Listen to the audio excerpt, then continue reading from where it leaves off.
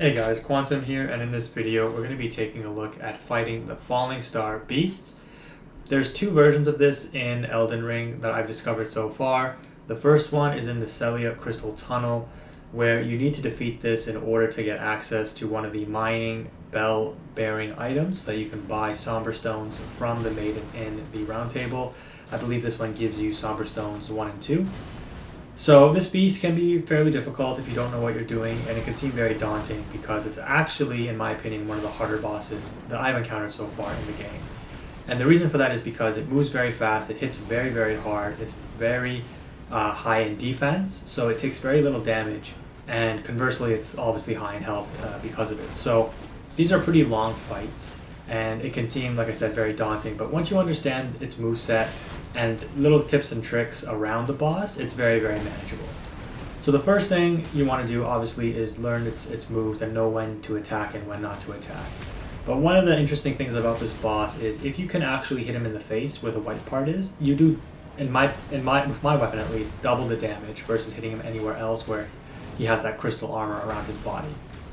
The second thing you want to know is you can basically block everything from this boss pretty much. There's only a few attacks that you can't block, those being the magic attacks. And this charging, I'm going to call it the charging bull attack. But it's really easy to dodge, as you can see. You just roll to the side and you can dodge that. You can block it technically, but just because of the way the hitboxes work, you'll get hit multiple times and then it'll break your guard and you'll do damage to you anyways. But every other attack you can block that's physical, as long as you have a 100% physical shield, and you won't take damage at all.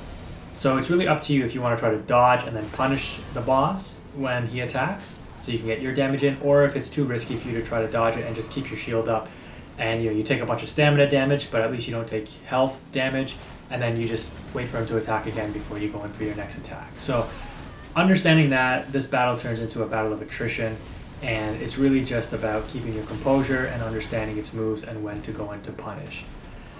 When you're fighting him in the tunnel, this is the regular version. The one on top of the mountain is the full-grown version, so it hits harder and has more health.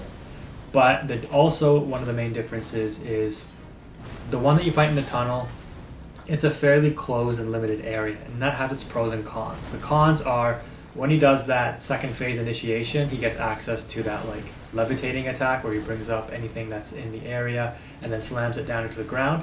It's very hard to dodge that in the tunnel because obviously you're fighting in a very limited arena, and it makes that area of effect attack cover most of the area. Whereas on top of the mountain at Mount Gilmer, you have a much wider space to move around in, so you can avoid that attack much easier.